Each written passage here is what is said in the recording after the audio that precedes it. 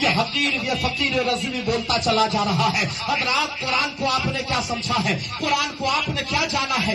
آج تک یہی ہوا ہے، فون کرتے حضرت علامہ الحاج غلام مصطفیٰ صاحب کو، حضرت مدرسے کے بچے بھیج دیجئے، قرآن خوانی کرنی ہے۔ حضرت نے بھیجا ہے، قرآن خوانی ہو گئی، تلاوت ہو گئی، مٹھائیاں بانٹی گئی، نذرانے تقسیم کر دیے گئے، آ گئے۔ اب ذرا سوچو کہ ان بچوں کا کیا حال ہے جو مدرسے میں پڑھتے ہیں، ان بچوں کا مقام کیا ہے جو دارالعلوم میں علم دین حاصل کرتے ہیں۔ کبھی آپ نے غور نہیں کیا ہوگا، میرے نبی ارشاد فرماتے ہیں، اللہ کے نبی صلی اللہ علیہ وسلم فرماتے ہیں کہ آج تمہارے سر پہ اگر قیمتی ٹوپی ہے تو لوگ کہیں گے بڑا بڑا آدمی ہے، بہت ہی قیمتی ٹوپی پہنا ہے۔ حضور کے سر پہ تاج مقدسہ ہے، تاج اشرفی ہے، ہر کوئی دیکھ رہے ہیں کہ آج کتنی خوبصورت تاج پہن کر آئے ہیں، تاج میں کیا چمک ہے، چہرہ کتنا چمک رہا ہے، چہرے میں کتنی کشش ہے، یہ ہم اور آپ کہہ رہے ہیں۔ مگر قرآن پڑھنے والے ذرا سنو، تمہارے ماں باپ کا کیا عالم ہے۔ جو حافظ قرآن ہوگا، قرآن کو سینے میں اتارے گا، قرآن کی تلاوت کرتا ہے،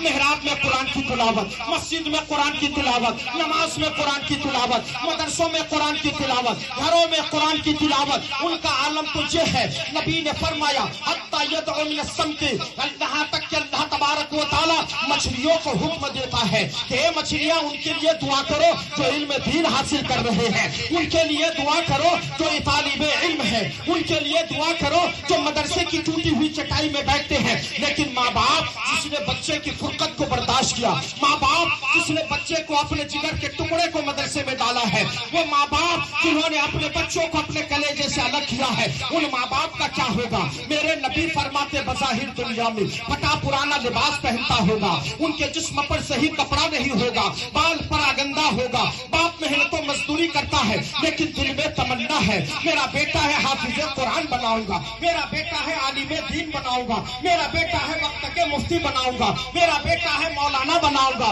میرا بیٹا ہے دین کی تعلیم اسے حاصل کرنے کے لیے چھوڑ دوں گا۔ مگر اس باپ کو صلہ کیا ملنے والا ہے، اس باپ کو اجر کیا ملنے والا ہے؟ تو میرے آقا فرماتے قیامت کا دن ہوگا، میدان محشر ہوں گے، ایسے وقت میں کوئی کسی کو پوچھنے والا نہیں ہوگا، مگر دو کرسی لگی ہوگی، ایک پر ماں بیٹھے گی، دوسری کرسی پر باپ بیٹھے گا۔ مگر بیٹھے تو کیوں بیٹھے ہیں؟ ایسے ہی نہیں بیٹھیں گے۔ آقا فرماتے البسوا تاج یوم القیامت ضوء افضل من ضوء الشمس، ان ماں باپ کے سروں پر اتنا حسین تاج رکھا جائے گا جس کی چمک سورج اور چاند سے زیادہ نظر آئے گی، جس کی روشنی سورج اور چاند سے زیادہ ہوگی۔ تو سوچو ان کے ماں باپ کا یہ عالم ہے۔ تو جو بچہ صبح قرآن پڑھتا ہے کیا ہوتا ہے، جو شام میں قرآن کی تلاوت کر رہا اس کا عالم کیا ہے، جو دوپہر میں قرآن کی تلاوت کرتا اس کا عالم کیا ہے۔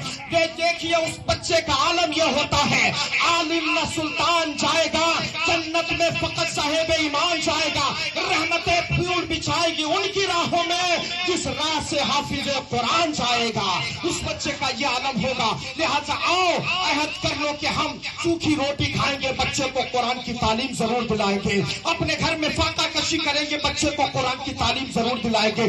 اپنے گھر میں کچھ نہیں ہوگا مگر بچے کو مدرسے میں داخلہ کرا کر حافظ قرآن عالم دین بنائیں گے۔ ارادہ تو کرو مسلمانوں، ارادہ کرنا آپ کا کام ہے، ارادے کی تکمیل فرمانا رب کائنات کا کام ہے۔ سوئے حشر ہم چلیں گے شہ ابرار کے ساتھ، قافلہ ہوگا روا قافلہ سالار کے ساتھ، یہ تو طیبہ کی محبت ہے، ورنہ کون روتا ہے لپٹ کر در و دیوار کے ساتھ۔ اے مظہر ہم بھی سنیں گے کوئی نعت رنگین، کر ہوگی ملاقات شاعر دربار کے ساتھ۔ نعمتیں بانٹتا جس سمت بھی شان گیا، ساتھ ہی منشی رحمت کا قلم دان گیا، بے خبر جلدی کے خیروں کے طرف دھیان گیا، میرے آقا میرے مولا تیرے قربان گیا۔ آج نے ان کی پناہ، آج مدد مانگ ان سے، پھر نہ مانیں گے قیامت میں انہیں مان گیا۔ جان و دل ہوش و خرد سب تو مدینے پہنچے، ہم نہیں چلتے رضا سارا تو سامان۔ ماشاء اللہ ماشاء اللہ، سبحان اللہ سبحان اللہ۔ یہ تھے حضرت علامہ مفتی نور الحق صاحب۔